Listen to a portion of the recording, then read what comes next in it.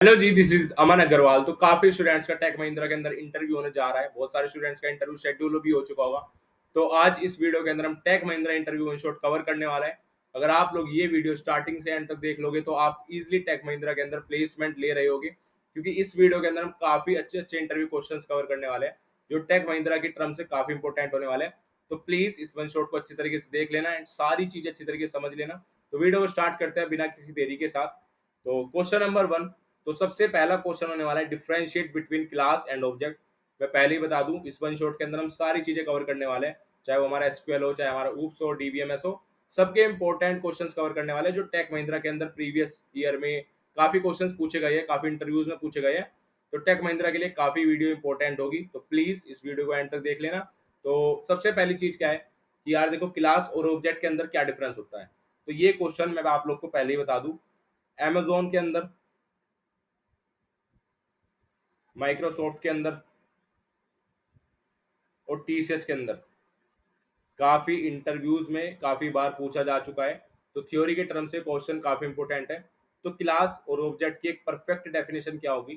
Class are user defined data type that act as the blueprint for individual object attributes and method. Class is a logical entity. तो class क्या होती है? Class basically एक blueprint होता है जिसके help से हम ऑब्जेक्ट को क्रिएट कर सकते हैं, ठीक है। और क्लास क्या है? एक लॉजिकल एंटिटी है। क्या है? Class is a logical entity. This is not a real world entity. This is a logical entity. Objects are instance of class. Object क्या है? Class का instance है।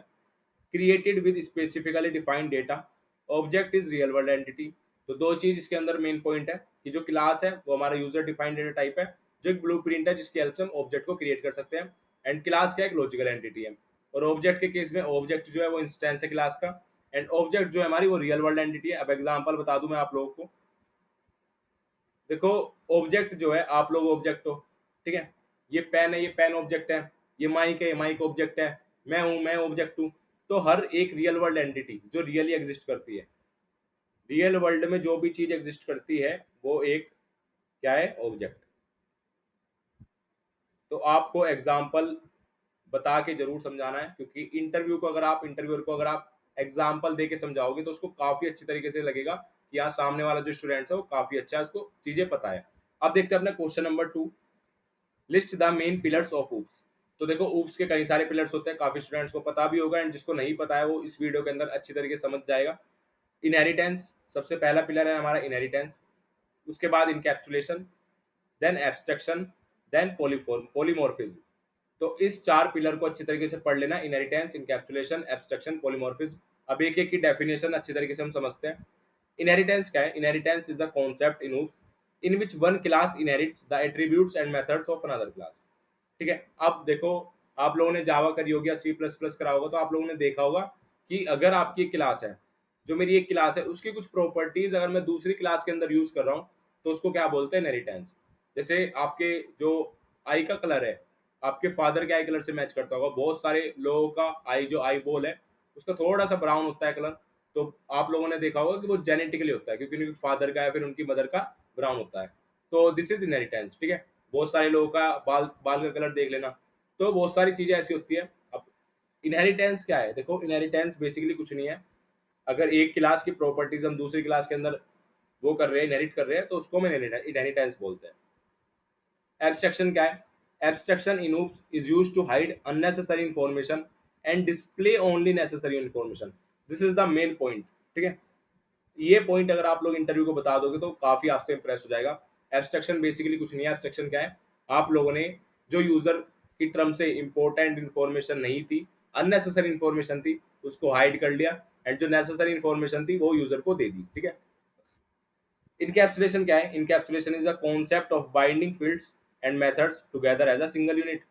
अब आप लोगों ने देखा होगा, जैसे क्लास है हमारी, और क्लास के अंदर हमने मेथड्स, मेंबर्स, ये सब क्या है? आप लोग क्लास के अंदर मेथड का यूज करते होगे, आप लोग मेंबर्स का,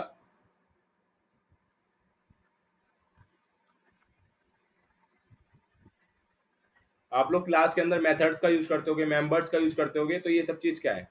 ये क्या है कि क्लास एक हमारी सिंगल यूनिट है जिसके अंदर हमने सारे फील्ड्स, सारे मेथड्स को बाइंड कर लिया। तो इसका एक परफेक्ट एग्जांपल हमारा क्लास हो चुका है। अब polymorphism, this is the most important term. Polymorphism क्या होता है? Polymorphism meaning refers to the ability of objects to take on many forms. अब एक स्टूडेंट है, वो स्टूडेंट क्लास के अंदर कुछ और बिहेव करता है, वो स्टूडेंट अपने फादर के सामने कुछ और बिहेव करेगा, अपने स्टूडेंट अपने दोस्तों के सामने कुछ और बिहेव करेगा, एंड अगर वो अपनी गर्लफ्रेंड से बात कर रहा है तो वो अलग तरीके से बिहेव करेगा। तो एक स्टूडेंट की कई सारी फॉर्म होगी, एक स्टूडेंट की कई सारी फॉर्म होगी, मैनी फॉर्म्स होगी, तो उसको हम पॉलीमॉर्फिज्म बोलते हैं। ठीक है, तो होप्स आपको सारी चीज़ अच्छी तरीके से समझ में आ गई हो। ये चार के चार पिलर्स काफ़ी इंपॉर्टेंट होने वाले हैं, तो इसको अच्छी तरीके से समझ लेना। अब चलते हैं अपने नेक्स्ट क्वेश्चन पे। Swapping two numbers without third variable, this is most important question and काफ़ी बार टेक महिंद्रा के इंटरव्यू में पूछा गया है। देखो, हमें सिंपल तो सबको पता है कि बिना थर्ड वेरिएबल के हम कैसे, मतलब हम थर्ड वेरिएबल का यूज करके हम कैसे स्वैपिंग कर सकते हैं, जो होता है इंट टेम, ये तो सबको पता होगा। Int temp equal to A equal to B और बी इक्वल टू टेम। तो ये तो हमने यूज करा थर्ड वेरिएबल, जो थर्ड वेरिएबल है मेरा टेम। बट इस क्वेश्चन के अंदर हमें थर्ड वेरिएबल का यूज नहीं करना है, तो ये सी के अंदर कोड है, आप लॉजिक देख लो बेसिकली। तो ये तीन लाइन मेन लॉजिक रहने वाली है। ठीक है, A is to A plus B, सबसे पहली लाइन क्या है? A equal to A plus B equal to A minus B and A equal to A minus B. तो बेसिकली पहले क्या करा हमने? ए को ए प्लस बी कर दिया एंड बी को ए माइनस बी कर दिया, फिर ए को ए माइनस बी कर दिया। तो ये तीन लाइन आप अच्छी तरीके से समझ लेना, एंड इसका लॉजिक भी दिखा रखा है कि ए हमारा 10 है, फिर बी हमारा 20 है, तो 10 प्लस 20 ये हो गया हमारा 30। देन फिर यहाँ पे क्या करा? बी के अंदर आ गया ए माइनस बी, तो ए क्या था हमारा 30 और बी है हमारा 20, बी क्या है 20। तो ये हमारा क्या हो गया? बी, अब बी हो गया हमारा 10। उसके बाद करा A equal to A minus B, तो ए क्या है हमारा? ए हमारा 30 और बी है हमारा 10। अब बी क्या है हमारा 10, तो ये हो गया 20। तो आप लोग देख रहे होगे कि ए की वैल्यू स्वैप होगी बी में चली गई और बी की वैल्यू स्वैप होगी ए में चली गई। तो this is the most important question. अब चलते हैं अपने नेक्स्ट क्वेश्चन पे। Question number 4, what do you mean by method overloading? तो ये वाला काफी इंपॉर्टेंट क्वेश्चन है मेथड ओवरलोडिंग का। मेथड ओवरलोडिंग क्या होता है? Method overloading allow different method to have same name but different signature. देखो, ये क्वेश्चन बहुत इंपॉर्टेंट है एंड इसका आंसर आप लोग को एक अच्छी तरीके से बताना है। मैं आपको कोड भी दिखा दूंगा जी। देखो, डिफरेंट मेथड्स हो गए बट उसका सेम नेम होगा, बट डिफरेंट सिग्नेचर हो गए। सिग्नेचर क्या हो सकता है? Differ by number of input arguments, input parameters. इसको ऐसे नहीं समझ पाओगे आप, एक बार मैं आप लोगों को कोड से समझा देता हूँ। ये हमारी पब्लिक क्लास होगी सम, एंड उसके अंदर हमने क्या किया? हमारे दो सेम मेथड है, पब्लिक इंट सम, एंड ये भी हमारा ओवरलोडेड मेथड है, पब्लिक इंट सम। तो आप लोग देख रहे होगे कि यार जब मैं कॉल करूंगा तो मैं किसको कॉल करूंगा? तो अब क्या हुआ यहाँ पे? चेंजमेंट क्या हुआ? Different number of arguments. यहाँ पे इंट एक्स इंट वाई है एंड यहाँ पे मेरे तीन आर्ग्यूमेंट हो गए। तो अगर मेरे आर्ग्यूमेंट चेंज कर लेता हूँ मैं, नंबर ऑफ आर्ग्यूमेंट, तो उसको हम ओवरलोडिंग कहते हैं, फंक्शन ओवरलोडिंग कहते हैं। या फिर आप कुछ मत करो, आप सेम के सेम आर्ग्यूमेंट्स रहने दो। आप क्या करो? आप उसके डेटा टाइप का डेटा टाइप चेंज कर दो। बेसिकली जैसे हमारा यहाँ पे इंट था, यहाँ पे हमारा क्या था? इंट। हमने यहाँ पे क्या किया? डबल। तो आपने क्या किया? इसका डेटा टाइप चेंज कर दिया, तो यहाँ पे डबल है, डबल एक्स डबल वाई। तो ये दोनों ही तरीके से हम अपना फंक्शन ओवरलोडिंग कर सकते हैं। क्या कर सकते हैं? Function overloading. तो दोनों ही चीजें हेल्प करेगी आपको फंक्शन ओवरलोडिंग करने की। चाहे तो आप नंबर ऑफ आर्ग्यूमेंट चेंज कर लो। देखो, दो कंडीशन में यहाँ पे लिख देता हूँ जिससे कि आपको हेल्प हो जाए। या तो आप नंबर ऑफ आर्ग्यूमेंट चेंज कर लो, दो है तो दूसरे वाले फंक्शन के अंदर तीन कर लो, चार कर लो। या फिर आप डेटा टाइप चेंज कर दो, डेटा टाइप चेंज। ठीक है, अगर मेरा सपोज एग्जांपल में आप लोग को लिख देता हूँ इंट है, तो इंट से फ्लोट कर दिया या फिर इंट से डबल कर दिया, मतलब कुछ भी आप डेटा टाइप चेंज कर लो। अब चलते हैं अपने नेक्स्ट क्वेश्चन पे। Name a few object oriented programming language. तो क्वेश्चन नंबर 5, ये काफी कंपनीज के अंदर भी पूछा गया एंड बहुत एक मतलब बेसिक क्वेश्चन है। सबसे पहला आंसर है C plus plus. C plus plus हमारी ऑब्जेक्ट ओरिएंटेड लैंग्वेज होती है। Java, Python, PHP, JavaScript. तो अगर आपको 3 से 4 लैंग्वेज के नेम पता है तो काफ़ी सही है, इतने ही आपसे इंटरव्यू पूछेगा, उससे ज़्यादा आपको याद करने की नीड नहीं है। आप 3 प्रोग्रामिंग लैंग्वेज का नेम याद रख लो तो कोई दिक्कत नहीं होगी। सी प्लस प्लस, जावा, पाइथन और जावास्क्रिप्ट, इतना याद रख लो, सफिशियंट है। सो अब क्वेश्चन नंबर 6 है, what are destructors in C plus plus. तो डिस्ट्रक्टर्स क्या होते हैं?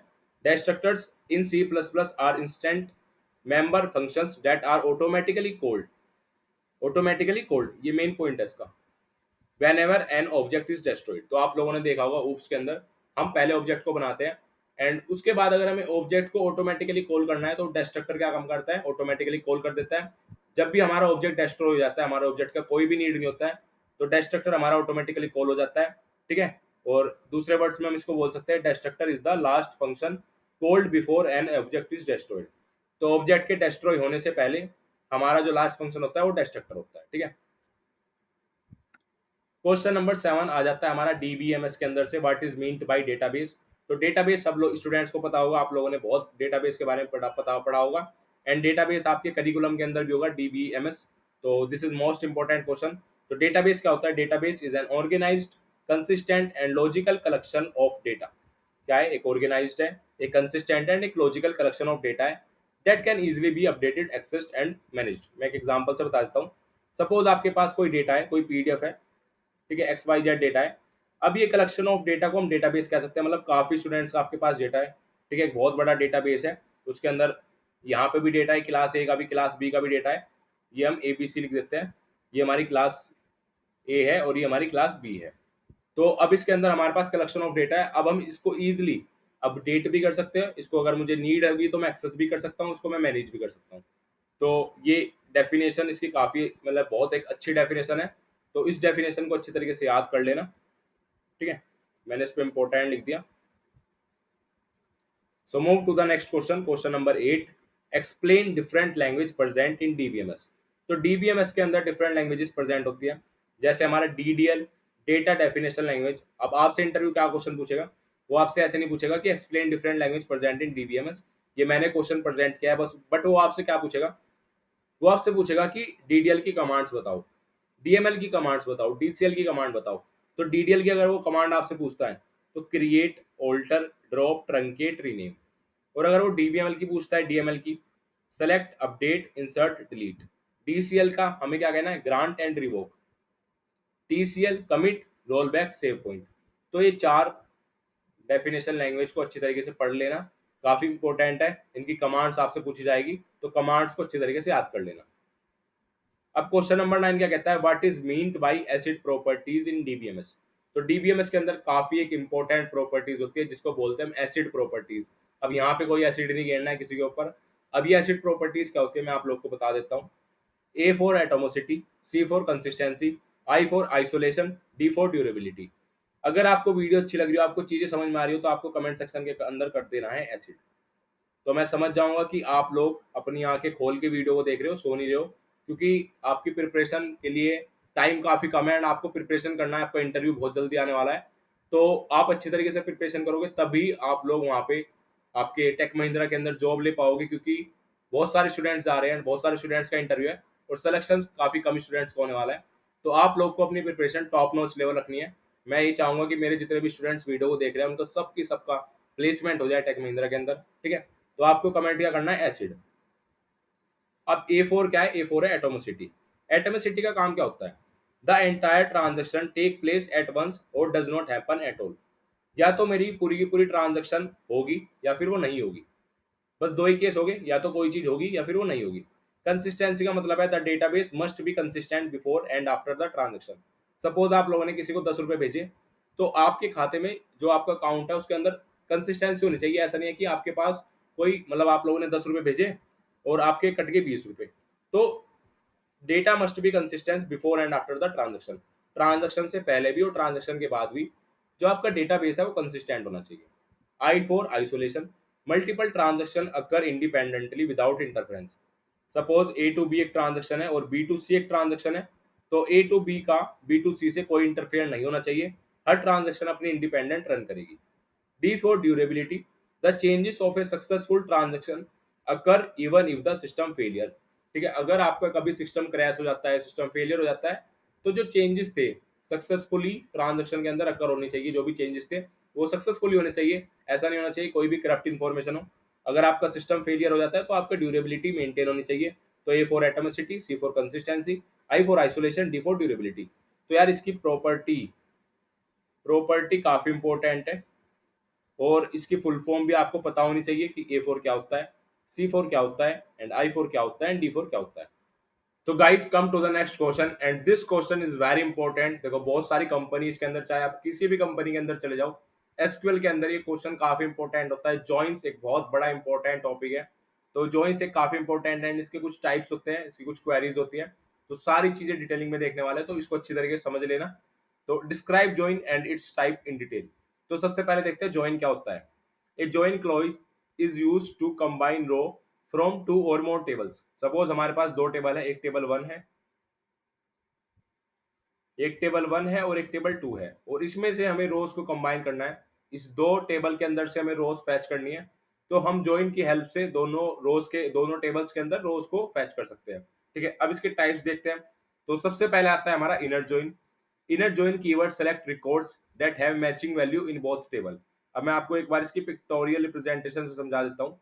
सपोज ये हमारी टेबल 1 है और ये हमारी टेबल 2 है, और इसमें से देखो क्या डेफिनेशन, देखो एक बार। Inner join keyword select record that have matching value in both table. दोनों टेबल की matching value means to say this type of intersection. तो ये हमारा इनर जॉइन बोलते हैं, जिसमें हमारे दोनों की दोनों टेबल्स की मैचिंग वैल्यू हमारी दी जाती है, सेलेक्ट की जाती है। अब इसकी क्वेरी देख लेते हैं एक बार। Select product ID. सपोज ये हमारी प्रोडक्ट टेबल है एंड ये हमारी कैटेगरी टेबल है। नाम दे देते हैं, इनमें कुछ आपके कॉलम्स हैं। तो प्रोडक्ट आईडी हमने सेलेक्ट कर लिया, प्रोडक्ट नेम सेलेक्ट कर लिया, कैटेगरी नेम सेलेक्ट कर लिया। फ्रॉम प्रोडक्ट्स मतलब इस प्रोडक्ट टेबल से inner join categories on product dot category ID equal two categories dot category ID. अब कैटेगरी आईडी से हम फैच करके अपने वैल्यू को ले सकते हैं, अपनी मैचिंग वैल्यूज को ले सकते हैं। तो ये क्वेरी अच्छी तरीके से आप लोग को आनी चाहिए, क्योंकि काफी इंपॉर्टेंट है, काफी इंपॉर्टेंट है। आपसे इंटरव्यूअर लिखवा सकता है पेन पेपर पे क्वेरी, तो आपको क्वेरी नट ज्वाइन की, लेफ्ट ज्वाइन की, जितने भी ज्वाइन है सबकी क्वेरी जरूर आनी चाहिए। अगर आप लोगों ने एक क्वेरी समझ ली, एक ज्वाइन की क्वेरी समझ ली, तो बहुत सिमिलर है। अब चलते हैं अपने नेक्स्ट ज्वाइन पे। नेक्स्ट ज्वाइन होने वाला है हमारा left join. Left join keyword return all record from the left table. ठीक है, तो लेफ्ट टेबल से तो सारे के सारे रिकॉर्ड देगा, और matching record from the right table. तो एक बार इसकी पिक्टोरियल रिप्रेजेंटेशन देखते हैं। लेफ्ट टेबल से सारी गई है, ठीक है, और matching value from the right table, तो मैचिंग वैल्यू होगी। तो ये मुझे इतना डेटा दे देगा यहाँ से यहाँ तक, जो भी शेडेड एरिया है ये लेफ्ट जोन के अंदर आएगा। ठीक है, तो मेरा ये वाला एरिया पूरा लेफ्ट जोन के अंदर आएगा। अब एक चीज इंपॉर्टेंट है, इसकी क्वेरी के अंदर क्या चेंज डिफरेंट होने वाला है, क्या डिफरेंट होने वाला है? कुछ नहीं डिफरेंट होएगा, सबके अंदर सेम रहने वाला है। बस पिछली बार हमने यहाँ पे इनर जोइन का यूज किया था, इस बार हम यहाँ पे लेफ्ट जोइन का यूज करेंगे। तो अगर आपने एक क्वेरी अच्छी तरीके से पढ़ ली, तो आप सारी क्वेरी उसके बेसिस पे करके आ सकते हो। ठीक है, select customers dot customer name orders dot order ID from customer, customer table है। Left join orders on customer dot customer ID equal to order dot customer ID. तो ये वाली मेरी होगी कस्टमर टेबल, और ये वाली मेरी होगी ऑर्डर टेबल। ठीक है, अब चलते हैं अपने नेक्स्ट जॉइन पे। राइट जॉइन बिल्कुल सेम होने वाला है, बस थोड़ा सा डिफरेंस होगा। Right join keyword return all record from the right table and matching record from the left table. इसका अपोजिट होने वाला है। ठीक है, इसके अंदर हमने पढ़ा था, इसके अंदर क्या देखा था हमने, इस फिगर का बिल्कुल आप अपोजिट कर दो। तो इसने कहा डेफिनेशन से चलते हैं कि रिटर्न करो सारा का सारा रिकॉर्ड राइट टेबल से। ठीक है भाई, राइट टेबल से सारा का सारा रिकॉर्ड रिटर्न कर देते हैं, ये शेडेड एरिया होगा। And the matching record from the left table, तो मैचिंग रिकॉर्ड कौन सा, ये वाला है। तो this is our shaded area. तो ये शेडेड एरिया हमारा राइट जोन के अंदर आने वाला है। इसकी क्वेरी भी बहुत सिमिलर है। Select orders dot order ID employees dot last name employees dot first name, जो भी आपको फैचिंग वैल्यू चाहिए होगी फ्रॉम ऑर्डर्स। ठीक है, right join employees on order dot employee ID equal to employees dot employee ID. तो ये वाली हमारी होगी ऑर्डर टेबल, और ये वाली होगी हमारी एम्प्लॉय टेबल। अब चलते हैं अपने नेक्स्ट जॉइन पे, full outer join. Full outer join keyword return all record where this match in left और राइट टेबल रिकॉर्ड। तो सारा का सारा हमारा इसके अंदर पूरा आ जाएगा आपका। फुल आउटर जॉइन से समझ में आ रहा होगा कि कंप्लीट आपका एरिया होगा। ठीक है, तो बिल्कुल सिमिलर क्वेरी है। Select customers dot customer name orders dot order ID from customers, यहाँ पे बस फुल आउटर जॉइन आ जाएगा। Orders on customer dot customer ID equal to orders dot customer ID. और अगर हमें असेंडिंग ऑर्डर और डिसेंडिंग ऑर्डर के अंदर अगर हमें, देखो जैसे हम, आप लोगों ने प्रोग्रामिंग के अंदर देखा होगा 2 7 1 3, अगर मुझे इसको असेंडिंग ऑर्डर के अंदर करना तो मैं सॉर्ट कर सकता हूँ। तो ऐसे ही क्वेरी को भी अगर आपको असेंडिंग और डिसेंडिंग ऑर्डर के अंदर करना होता है, तो हमारे पास ऑर्डर बाय होता है, क्या होता है, ऑर्डर बाई, इसके अंदर बाई डिफॉल्ट या सेंडिंग ऑर्डर से कर देता है, और अगर आपको डिसेंडिंग ऑर्डर करना है तो आप ऑर्डर बाई के आगे DESC का यूज करके डिसेंडिंग ऑर्डर में भी कन्वर्ट कर सकते हो। तो ये हमारा पूरा का पूरा जॉइंस कंप्लीट हो गया। हमने सारे जॉइंस देख लिया यहाँ पे, हमने इनर जॉइन पढ़ लिया, हमने लेफ्ट जॉइन पढ़ लिया, उसके बाद हमने राइट जॉइन पढ़ा, उसके बाद हमने फुल आउटर जॉइन पढ़ा, एंड इसकी सारी की सारी क्वेरीज, एक क्वेरी आपको अच्छी तरीके से पढ़ लेनी है, उसके बेसिस पे आप सारी की सारी क्वेरीज अच्छी तरीके से कर लोगे। अब चलते हैं अपने नेक्स्ट क्वेश्चन पे, question number 11, what is meant by garbage collection in OOPs world. ठीक है, अब मैं आप लोग को एक चीज कह देता हूँ कि यार देखो, अगर आपको 1-to-1 मेंटोरशिप चाहिए, अगर टेक महिंद्रा से रिलेटेड आपका कोई डाउट है, कोई भी आपको रेज्यूमे रिव्यू कराना हो, या फिर आप कुछ भी इंटरव्यू से रिगार्डिंग कुछ भी पूछना हो, तो आपको डिस्क्रिप्शन के अंदर लिंक मिल जाएगा, 1-to-1 मेंटोरशिप का लिंक रहने वाला है। ठीक है, वहां पे आप 1-to-1 मेंटोरशिप ले सकते हो, एंड इसका प्राइस बहुत चीप रहने वाला है, जस्ट 49 रुपीज में आप सेशन बुक कर सकते हो। 1-to-1 सेशन रहेगा। ठीक है, जो भी आपका डाउट होगा टेक महिंद्रा से रिगार्डिंग या फिर किसी भी प्लेसमेंट से रिगार्डिंग, तो वो आप डाउट अपना बुक कर सकते हो, सेशन बुक कर सकते हो। तो जाना कहाँ है, जाना डिस्क्रिप्शन के अंदर है, डिस्क्रिप्शन के अंदर सेशन मिल जाएगा। एंड इंपॉर्टेंट चीज क्या है कि अगर आपको इस वीडियो की PDF चाहिए पूरी की पूरी, सपोज आपको रिवाइज करना है, आपको 2 दिन बाद इंटरव्यू है या आपका 3 दिन बाद इंटरव्यू है, तो जो भी चीजें मैं आपको पढ़ा रहा हूँ, पहली बात तो आपको वीडियो कंप्लीट देखनी है, उससे आपको सारी चीजें समझ में आ जाएगी। ठीक है, उसके बाद अगर आपको रिवाइज करना है तो आप क्या करना है, आप लोग को सब्सक्राइब करके चैनल को, आप लोग को कुछ नहीं करना है, व्हाट्सअप चैनल है हमारा, डिस्क्रिप्शन के अंदर लिंक मिल जाएगा, व्हाट्सअप चैनल को ज्वाइन कर लेना, वहां पे PDF अपलोड हो जाएगी। तो बस आपको कुछ नहीं करना है, सब्सक्राइब करना है चैनल को और व्हाट्सअप चैनल ज्वाइन करना है। और अगर आपको 1-to-1 मेंटोरशिप चाहिए तो जस्ट 49 रुपीज में बहुत चीप रहने वाला है। देखो, ये जस्ट एक टोकन अमाउंट है, कोई हम ऐसा चार्ज नहीं कर रहे हैं। काफी यूट्यूबर्स आप देख लेना, काफी इन्फ्लुएंसर्स देख लेना, अब बहुत बड़ा सेशन का बहुत ज्यादा चार्ज करते हैं, 399 499 इतना कम से कम चार्ज रहता है। तो ये सिर्फ स्टूडेंट की हेल्प करने के लिए सेशन किया गया है, कोई यहाँ से रेवेन्यू जनरेट नहीं करना है। देखो, रेवेन्यू जनरेट करना होता तो मैं ये वाली जो वीडियो है ये भी आपको कोर्स के फॉर्म में बेच देता। तो आपको चीजें मैं समझा रहा हूँ कि आपको ध्यान देना है कि क्या कहाँ पे क्या चीज एक्चुअल मिल रही है। ठीक है, आप बहुत सारे लोगों को देखना कि वे वहां से रिवेन्यू जनरेट करने हैं, बट हमारा एम रिवेन्यू जनरेट नहीं करना है, मैं आपको पहले ही बता देता हूँ। तो अगर आपको सेशन, अगर आपको चाहिए, मैं किसी को फोर्स नहीं कर रहा हूँ, अगर आपको नीड है कि हाँ आपको कोई डाउट है, आपको कोई क्वेरी है, तो आप 1-to-1 मेंटोरशिप सेशन ले सकते हो। एंड अगर आपको कोई डाउट नहीं है, आपको सब चीज आती है, तो आपको लेने की नीड ही नहीं है। ठीक है, अब चलते हैं अपने क्वेश्चन नंबर 11 पे, what is meant by garbage collection in OOPs world. तो गार्बेज कलेक्शन क्या होता है, garbage collection refers to the mechanism of handling the memory in the programme.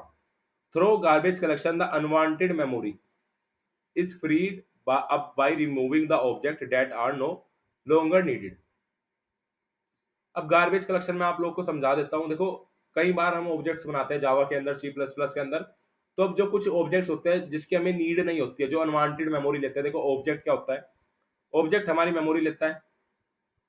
अब हमें सपोज हमें इस ऑब्जेक्ट की नीड नहीं है, तो हमें इस अनवांटेड मेमोरी को फ्री करना है। तो गार्बेज कलेक्शन का क्या काम होता है, गार्बेज कलेक्शन आता है और देखता है कि कौन सा ऑब्जेक्ट जरूरत में नहीं है, तो उसकी मेमोरी को फ्री कर देता है। तो इतनी चीज आपको समझ में आ चुकी होगी। अब move to the next question, what is pipe and when it is used. तो देखो, ये वन शॉट काफी इंपॉर्टेंट होगा, तो प्लीज एंड तक देख लेना, बीच में अगर स्किप करोगे तो चीजें समझ में नहीं आएगी। आप अगर पूरा का पूरा वन शॉट टेक महिंद्रा के अंदर देख के चले जाते हो, तो आपको काफी हेल्प हो रही होगी, आपके इंटरव्यू के अंदर आपको बहुत ज्यादा कॉन्फिडेंस आ रहा होगा, एंड काफी क्वेश्चंस आपको इस वीडियो के अंदर से ही मिल रहे होगी, क्योंकि इसके अंदर हमने सारा का सारा डेटा कंटेन किया है, चाहे हमारा SQL हो, चाहे हमारा ऊप्स हो। हमने कोशिश की है कि हम इस वन शॉट के अंदर आपको सारा का सारा डेटा दे दे, जो जो इंपॉर्टेंट क्वेश्चन है आपकी टेक महिंद्रा की तरफ से। तो अब पाइप क्या होता है, देखो, ये जनरली मोस्टली कंपनीज के अंदर ये क्वेश्चन पूछा जाता है। अभी एक मेरा फ्रेंड है, उसका इंटरव्यू था अमेजोन के अंदर, तो टेक्निकल राउंड के अंदर जब थ्योरी पार्ट पूछा जाता है, तो उसके अंदर उससे एक क्वेश्चन पूछा गया था, pipe.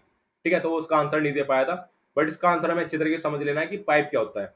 Pipe is generally a connection among two और more process that are interrelated to each other. It is a mechanism that is used for inter-process communication using message passing। देखो, अब जैसे एक एग्जांपल से समझते हैं कि एक बंदा है एंड एक आपकी बंदी है। आप लोग बात किससे करते हो, कम्युनिकेट किससे करते हो, आप व्हाट्सएप के थ्रू कम्युनिकेट करते हो, इंस्टाग्राम के थ्रू कम्युनिकेट करते हो, स्नैपचैट के थ्रू कम्युनिकेट करते हो, और बहुत सारे लीजेंड्स होते हैं जो जीमेल के थ्रू कम्युनिकेट करते हैं। ठीक है, या फिर कॉल्स के थ्रू करते हो। तो आपको एक बीच में क्या मिल गया, आपको एक या तो कॉल्स मिल गई या आपको मैसेज मिल गया, तो एक आपको माध्यम मिल गया, एक मीडियम मिल गया।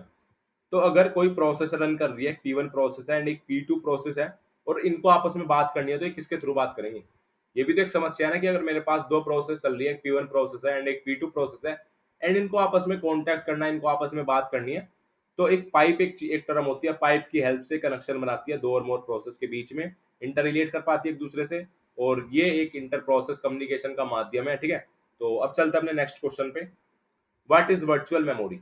तो वर्चुअल मेमोरी काफी इंपॉर्टेंट टर्म होती है ऑपरेटिंग सिस्टम के अंदर, ओएस के अंदर काफी इंपॉर्टेंट टर्म होती है। वर्चुअल मेमोरी ऐसी होती है जो आपको इल्यूजन प्रोवाइड करती है, आपको दिखती नहीं है, बट वो बहुत एक बड़ी मेमोरी होती है। It is a memory manage technique feature of OS that creates the illusion to user. Illusion provide करती है, मतलब आपको क्या प्रोवाइड करती है, illusion. Users of a very large main memory, बहुत बड़ी मेमोरी का इल्यूजन आपको प्रोवाइड करेगी, वर्चुअल मेमोरी हम उसको बोलते हैं। तो अच्छी तरीके से चीजें समझ लेना, एंड अगर आपको कोई भी डाउट हो, कोई भी आप लोग को डाउट लगे, तो कमेंट सेक्शन के अंदर भी आप अपना डाउट मेंशन कर सकते हो। अब चलते हैं अपने नेक्स्ट क्वेश्चन पे, question number 14, what do you mean bye starvation and ageing. तो स्टारवेशन और एजिंग दोनों एक अलग अलग टर्म है, एंड दोनों एक इंपॉर्टेंट टर्म है। Starvation, it is generally a problem that usually occurs when a process has not been able to get the required resources it needs for the progress with the execution for a long period of time। अब suppose एक P1 process है, और इस P1 process को लंबे समय से resources नहीं मिले, सपोज कोई XYZ बंदा है और उसको लंबे समय से खाना नहीं मिला, तो वो तो मर जाएगा ना। तो ऐसे ही जो P1 प्रोसेस है उसको लंबे समय से रिसोर्सेज नहीं मिले, तो स्टारवेशन एक हमारी प्रॉब्लम है। अब इसका सॉल्यूशन देखो, अगर कोई प्रॉब्लम एग्जिस्ट करती है तो उसका सॉल्यूशन भी आता है। तो अब एजिंग हमारे लिए सॉल्यूशन लेके आया। अब क्या सॉल्यूशन लेके आया, पढ़ते हैं। It is a technique that is used to overcome the situation और प्रॉब्लम ऑफ स्टारवेशन। तो जो भी आपकी स्टारवेशन के अंदर प्रॉब्लम आई थी, एजिंग उसको सोल्व करता है। एजिंग क्या काम करेगा, एजिंग आप लोगों को रिसोर्स प्रोवाइड कराने में काम करता है, रिसोर्स आपको प्रोवाइड कराएगा। सपोज हमारी P1 प्रोसेस है, तो उसको रिसोर्सेज प्रोवाइड कराने का काम करता है, जो सिचुएशन थी स्टारवेशन को, उसको ओवरकम करता है, ठीक है। तो ये दोनों टर्म अच्छी तरीके से पढ़ लेना। सो क्वेश्चन नंबर 15 देखते हैं। क्वेश्चन नंबर 15 है, what is kernel, right it's main function. OS का बहुत इंपॉर्टेंट क्वेश्चन माना जाता है, most most important.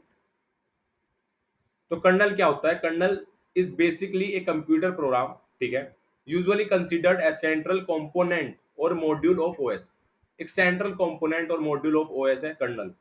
It is responsible for handling, managing and controlling all operation of computer system. Basically हम kernel को हार्ट ऑफ द ओएस बोलते हैं। क्या बोलते हैं, heart of OS, heart of operating system. अब ये कर्नल क्या काम करता है, हमारा सेंट्रल कंपोनेंट है ऑपरेटिंग सिस्टम का। आपका जितना भी हैंडलिंग, मैनेजिंग, कंट्रोलिंग का काम होता है, कर्नल उसको संभालता है। तो इतनी चीजें आपको समझ में आ चुकी होगी, फंक्शंस पता चल गए कि फंक्शंस क्या होते हैं, हैंडल करने का काम होता है, मैनेजिंग करने का काम होता है, कंट्रोलिंग करने का काम होता है। So guys, come to the next question, and this question is really most important question in tech Mahindra. Tech Mahindra के अंदर ये क्वेश्चन काफी इंपॉर्टेंट है, काफी बार इंटरव्यू के अंदर ये क्वेश्चन पूछा गया है। Binary search algorithm. तो बाइनरी सर्च एल्गोरिथम अपने आप में काफी कॉमन क्वेश्चन है, काफी इंपॉर्टेंट क्वेश्चन है। तो इसके आप लोग को लॉजिक पता होना चाहिए, इसका कोड पता होना चाहिए, इसकी अप्रोच पता होनी चाहिए। तो सबसे पहले इसके अंदर हमें क्या करना है, एक हमें टारगेट वैल्यू दे दी जाएगी। जैसे यहाँ पे target value x equal to 10 है, तो हमें सर्च करना है कि हमारी टारगेट वैल्यू इस एरे के अंदर प्रेजेंट है, ठीक है। तो अब इसको हम कैसे सोल्व करेंगे, 2 3 4 10 40। अब हमें कुछ नहीं करना है, बाइनरी सर्च एल्गोरिथम की दो आपकी कंडीशन होती है। एक तो होगी हमारा एरे जो होगा असेंडिंग ऑर्डर के अंदर सॉर्ट होगा, ठीक है। क्या होगी, असेंडिंग ऑर्डर के अंदर हमारा जो एरे होगा वो सॉर्ट होगा, और दूसरी भी कंडीशन यही है। तो दोनों कंडीशन असेंडिंग ऑर्डर, मतलब असेंडिंग ऑर्डर के अंदर हमारा एरे सॉर्ट होना चाहिए। एंड हमें क्या करना है, हमें डिवाइड करना है इसको। तो बीच में से हम काट देंगे, ठीक है। सपोज ये चीज है एंड इसको मैं बीच में से काट दूंगा, ठीक है।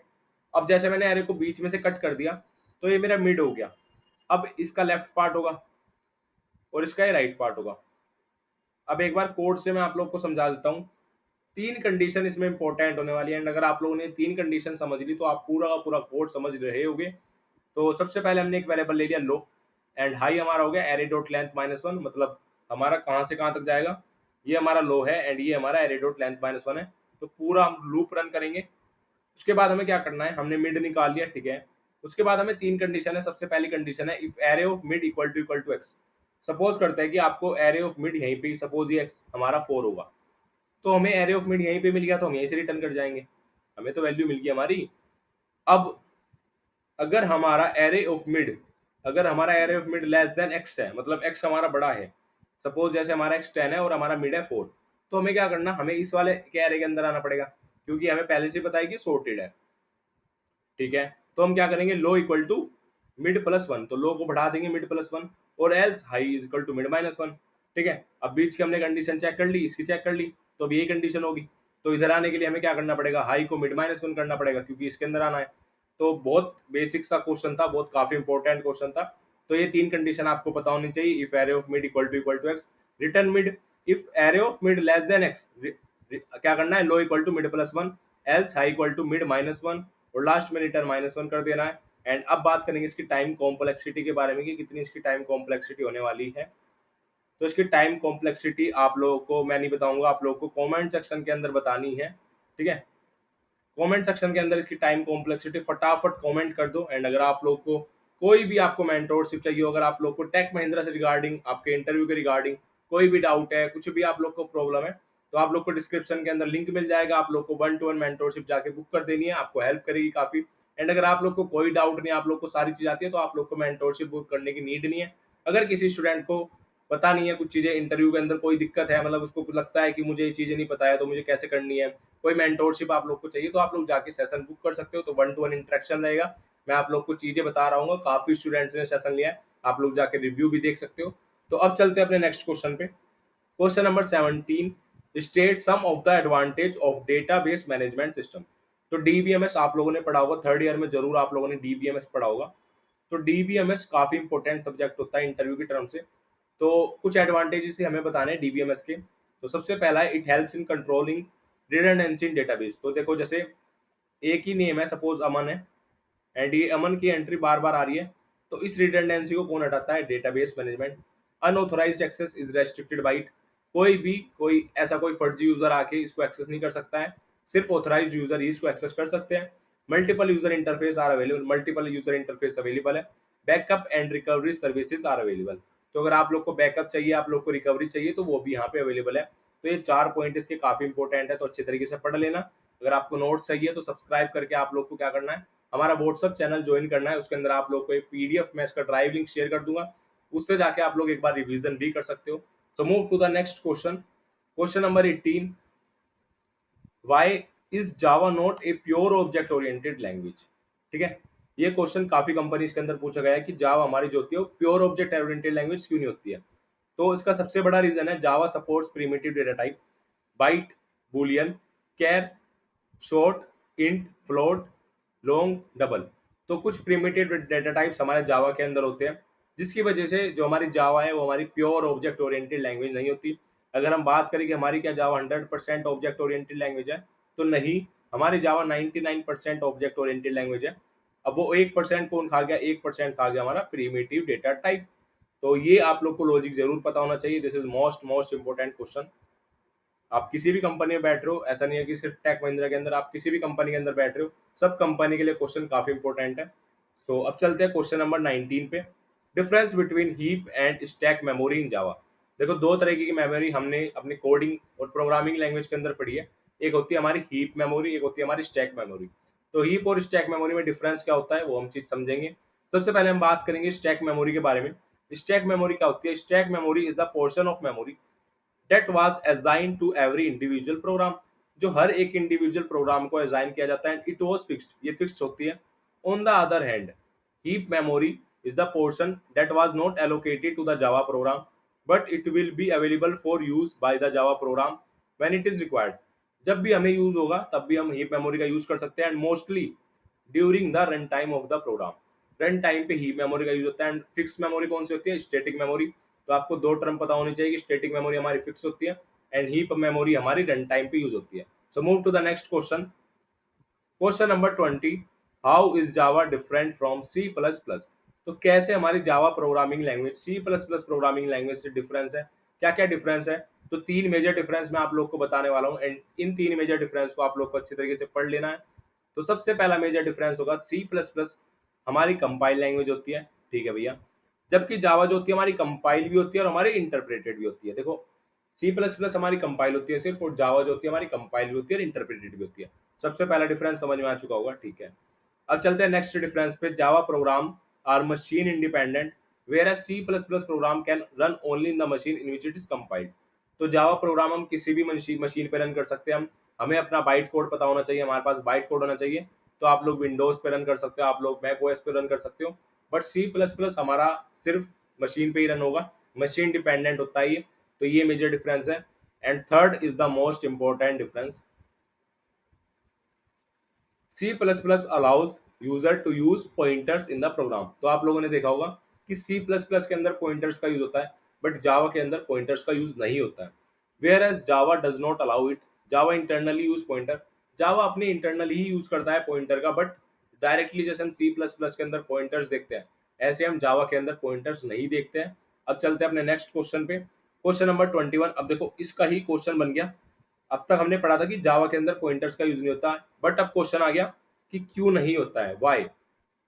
Pointers are used in C and C plus plus, ठीक है, सी के अंदर यूज होता है, सी प्लस प्लस के अंदर यूज होता है, तो भैया जावा के अंदर क्यों नहीं होता है? अब इसका रीजन समझते हैं। पॉइंटर्स आर क्वाइट कॉम्प्लिकेटेड, थोड़े से कॉम्प्लिकेटेड होते हैं, and unsafe to use by beginner, beginner programmers के लिए थोड़े अनसेफ होते हैं। Java focuses on code simplicity, तो जावा जो है, जावा प्रोग्रामिंग लैंग्वेज हमारी कोड की सिंप्लिसिटी पे फोकस करती है। And the usage of pointer can make it challenging, अगर हम पॉइंटर का यूज करते हैं तो उसको थोड़ा सा चैलेंजिंग बना रहे होगे।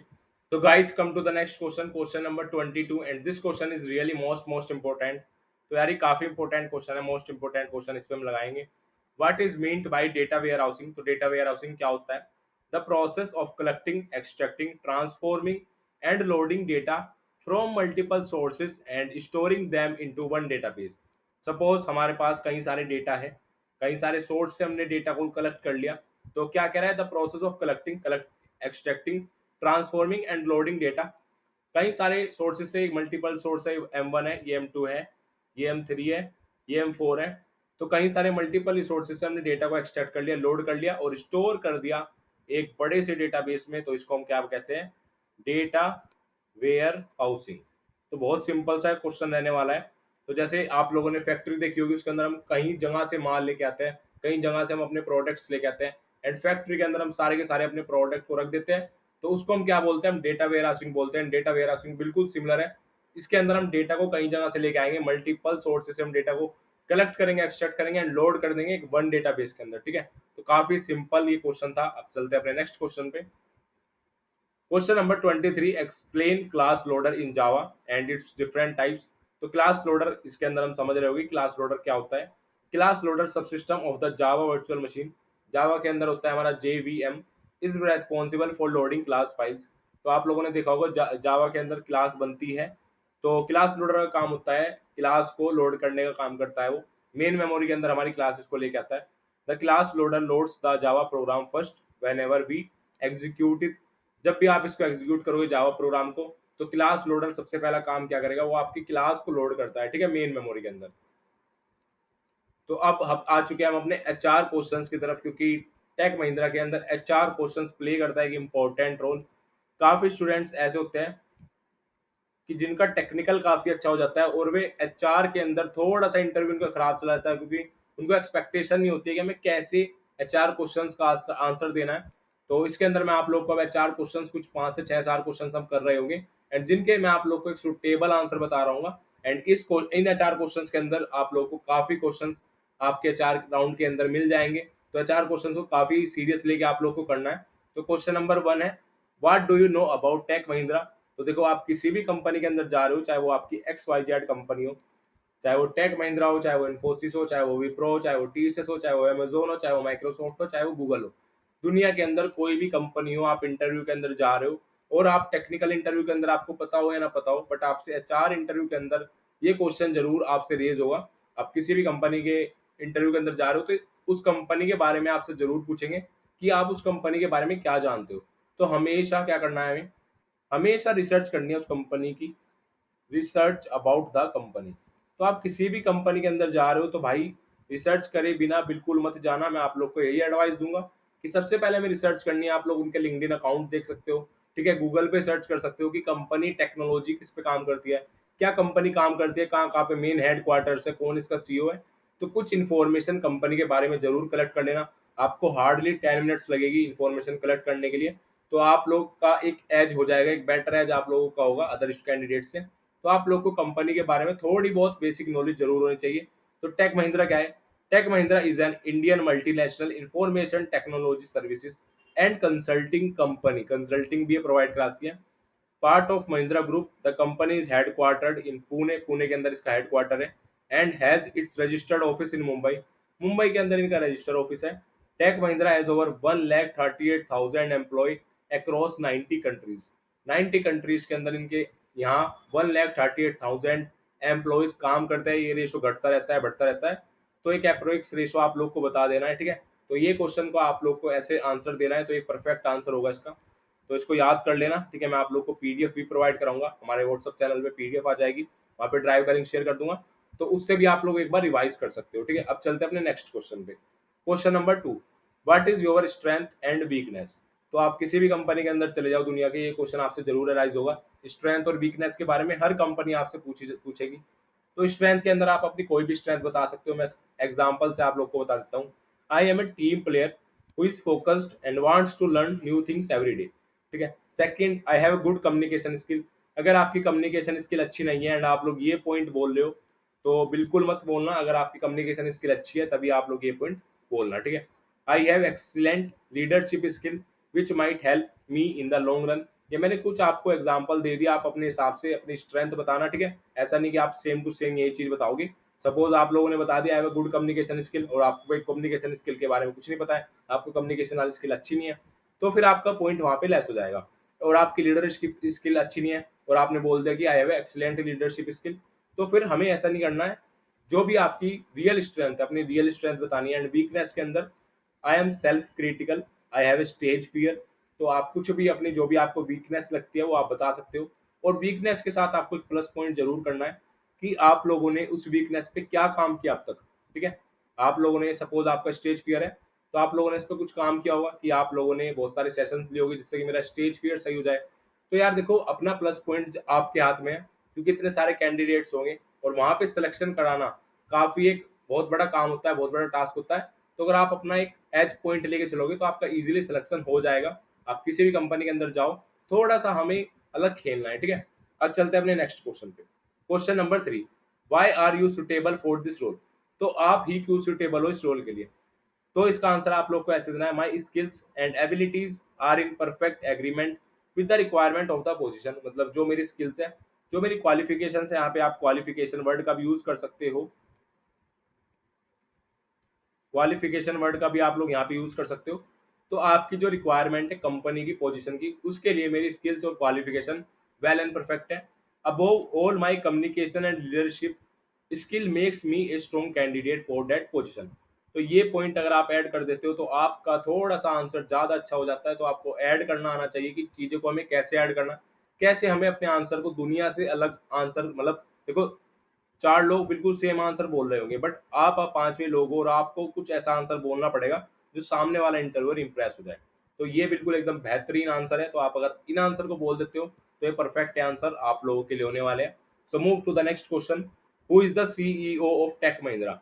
तो Mohit Joshi is the chief executive officer, मतलब सीईओ है, and managing director of Tech Mahindra, a leading IT services consulting company driving transformation through adoption of emerging tech. तो मोहित जोशी हमारे सीईओ है टेक महिंद्रा के, ठीक है। अब चलते हैं अपने लास्ट क्वेश्चन पे, this is most most important question. तो इस वीडियो का, इस वन शॉट का लास्ट क्वेश्चन होने वाला है, तो अच्छी तरीके से समझ लेना। Where do you see yourself in the next 5 year? आप अपने आप को 5 साल बाद कहाँ पे देख रहे होगे? I see myself working for a respectable company like yours. ऐसे नहीं बोलना है कि मैं 5 साल बाद अपने आप को कुछ, मतलब बिल्कुल आप लोग को ऐसा नहीं बोलना है कि आप लोग बिल्कुल रियलिस्टिक चीज नहीं बोलनी, आपको पहले ही बता देता हूँ मैं। सपोज आपको 5 साल बाद आपका एम है कि मुझे अपना स्टार्टअप बनाना है, तो वहां पे आप लोग को ये नहीं बोलना कि मैं 5 साल बाद अपना स्टार्टअप बना रहा हूँ। ये चीजें आप लोग को हाइड करनी है। आप लोग को कंपनी से रिगार्डिंग कुछ बोलना है कि हाँ, मैं 5 साल बाद आपकी कंपनी के अंदर एक अच्छी पोजीशन पे होगा। तो ऐसे आपको परफेक्ट आंसर देने हैं। तो I see myself working for a respectable company like yours in a successful position. देखो मेन चीज है सक्सेसफुल पोजीशन, कि आप लोगों ने कुछ ग्रोथ किया है 5 साल के अंदर। I feel my self getting better in terms of professionalism, competency and efficiency. तो ये इसका एक परफेक्ट आंसर रहने वाला था। एंड आज हमने काफी कुछ क्वेश्चन देख लिए टेक महिंद्रा के लिए। तो अगर आप लोग ये कंप्लीट वीडियो देख लेते हो तो आपको काफी हेल्प होने वाली है टेक महिंद्रा के अंदर। एंड काफी क्वेश्चंस आपसे इंटरव्यू के अंदर इस ही वीडियो में से मिल जाएंगे। तो प्लीज, अगर आप लोगों ने वीडियो एंड तक देखी है तो वेल एंड गुड। एंड आप लोगों के लिए मैं नोट्स भी प्रोवाइड करा दूंगा, जैसे मैंने बताया, हमारा व्हाट्सअप चैनल को ज्वाइन कर लेना। वहाँ पे ड्राइव का लिंक आप लोग को मैं शेयर कर दूंगा, तो उससे भी आप लोग पढ़ सकते हो। तो हमने काफ़ी कुछ इस वीडियो के अंदर सीखा, काफ़ी टेक्निकल क्वेश्चंस किए, काफ़ी हमने एचआर क्वेश्चंस भी किए। तो सारी चीज़ें मैंने आप लोगों को इस वीडियो के अंदर, इस वन शॉट के अंदर कराई है। तो अगर आप लोग को वीडियो अच्छी लगी तो प्लीज़ लाइक कर लेना एंड चैनल को सब्सक्राइब कर लेना। सो अगर आपका कोई भी डाउट हो, कोई भी क्वेरी हो, तो आप लोग कमेंट सेक्शन के अंदर कमेंट कर सकते हैं। सो मिलते हैं नेक्स्ट वीडियो के अंदर।